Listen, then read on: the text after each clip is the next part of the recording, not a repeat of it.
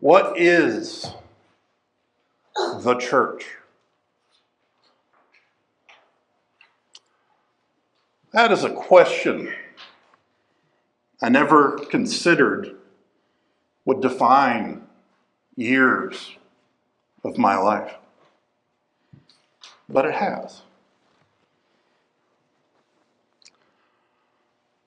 I started serving as the priest at St. Stephen's and I had to look it up, January 12th, 2020.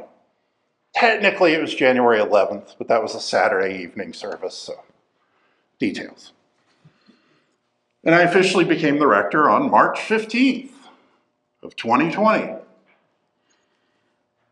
And that was the last public worship service that I and many other clergy in this area participated in for many, many months.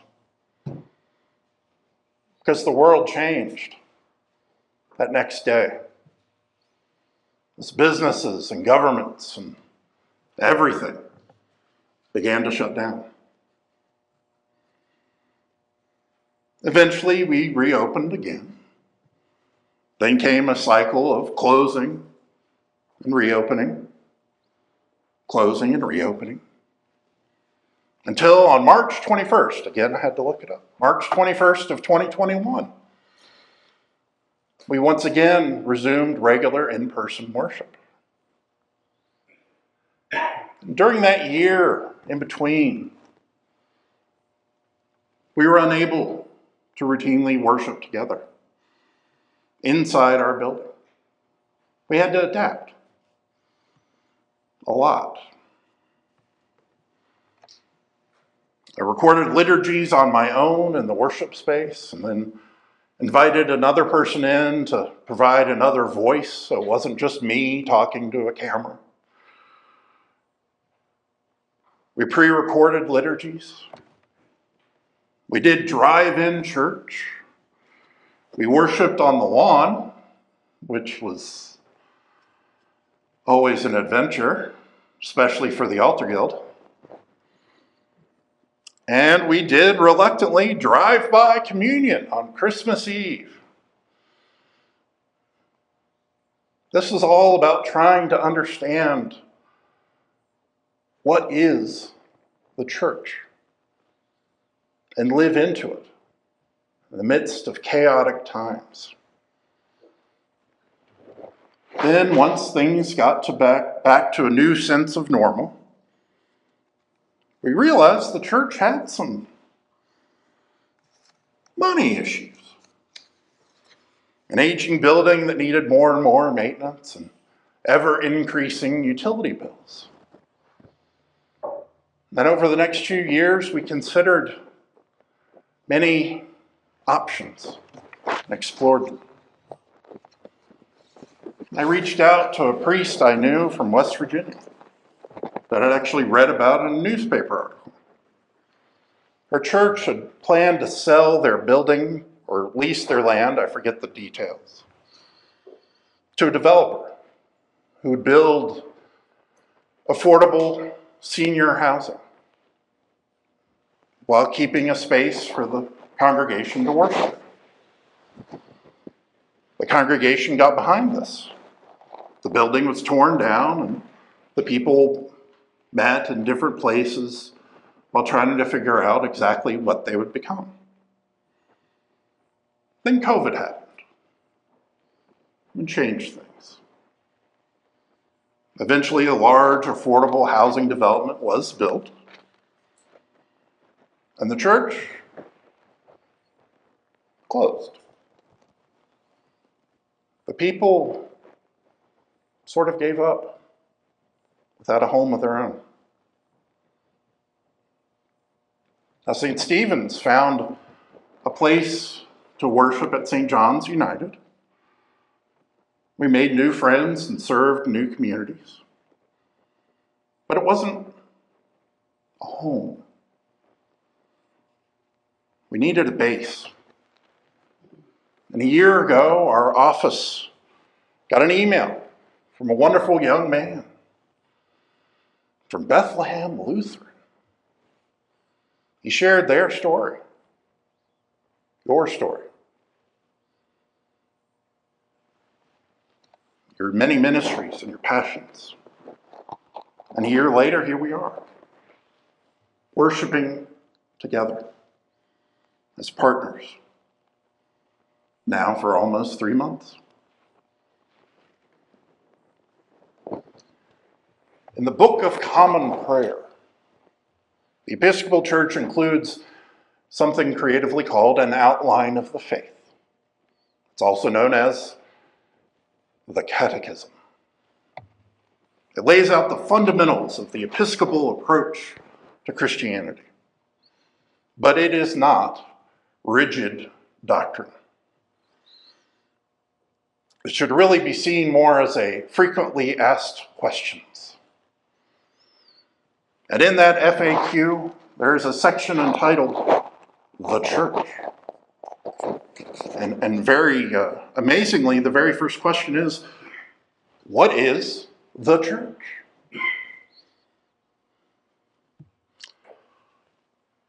For the answer, you're going to have to wait a few minutes. And since there aren't books of common prayer in your pews, you can't really cheat and look ahead. But the question of what is the church is also central, in a weird way, to today's gospel passage, which tells the story of the Transfiguration from the Gospel of Matthew. Jesus takes 3 of his disciples up the mountain. There, Jesus is transformed in front of them. His face shone like the sun, and his clothing became dazzling white. I very carefully read that line because once I might have misread that line. So, his face shone like the sun, and his clothing became dazzling white. And suddenly Moses and Elijah were there with him, talking. Peter spoke up and offered to build dwellings for Jesus, Moses, and Elijah. But suddenly a voice came down from on high and declared Jesus as God's Son. The disciples fell in fear. But Jesus came to them, touched them, and said, "Do not be afraid." And Jesus was alone with the disciples. They went down the mountain, and Jesus told them to tell no one of what they had seen until after he had been raised from the dead. The Transfiguration is the key turning point in the Synoptic Gospels. The key turning point in the life and ministry of Jesus. It is the point when Jesus turns his face toward Jerusalem, towards the cross. Before this point, he had mostly been focused on healing and teaching to crowds. But after this, he largely shifted to preparing the disciples for what was to come, equipping them to step up and become the apostles that they needed to be. The Transfiguration was for the disciples. They needed to witness what our second reading described as that voice was conveyed to Jesus by the majestic glory, saying, "This is my Son, my beloved, with whom I am well pleased."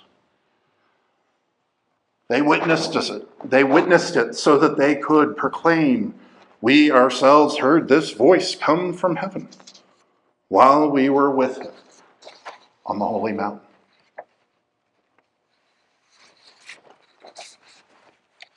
But you might be asking yourselves, what on earth does this have to do with what is the church? It goes back to Peter's panicked response to observing the Transfiguration. He offered to build Jesus 3 dwellings there, 3 dwellings here, one for you, one for Moses, one for Elijah. Dwellings. In another translation, that is shrines. So, we can almost see Peter as suggesting here, let me build 3 churches. How does God respond to this offer? With a clear declaration that Jesus is the Son of God, the Christ, the beloved, and that they and we must listen to him.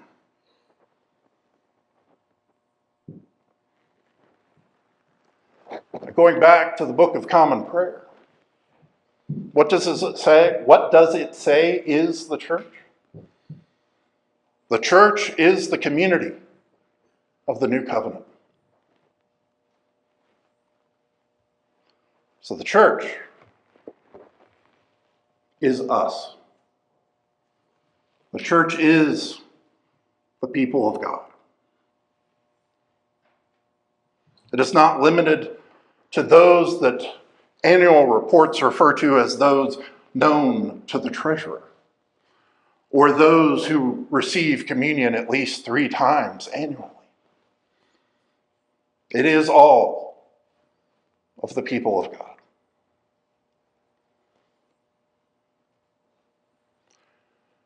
Now, recently, as a distraction from local and national events, I've been distracting myself by watching The Walking Dead. Because, hey, at least it's not a zombie apocalypse. In an episode I recently watched, a group of survivors come upon a pastor living in his rural church. Chaos, as it inevitably does, ensues, and of course, some violence. Afterwards, the exasperated pastor turns to one of the survivors and says, "This is the Lord's house." But the hardened survivor responded, "No, it's just 4 walls and a roof."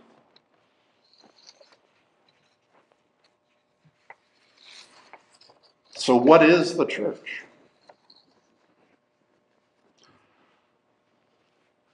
As a good Episcopalian, I'll give a good Episcopal answer. It's complicated. The church is a booth, a shrine, a dwelling, just as Peter offered to build on that mountaintop. The church is also the community of the new covenant, or the people of God. The church is also 4 walls and a roof. But the church is also a home base, a place to be formed, to be reformed, and to be prepared to do the real work of ministry. The church is a tool for ministry to the world. And I believe that St. Stephen's has found that home base in Bethlehem. It's not about office space. It's not about sharing resources. It's about you. All of you. Our calling as followers of Christ is to follow the example of Peter, James, and John, and of all the disciples. Jesus is telling us all to get up and to not be afraid. We are to bear our cross and be changed into something new, just as Jesus was on that mountaintop and the disciples were. And so, as we prepare for the coming of Lent, let us remember that we too must come down from the mountaintop. We cannot stand still.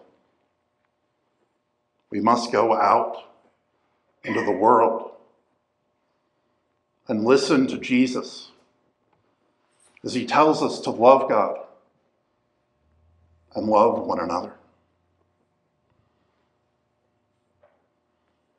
Now let us get back to that essential work. Amen.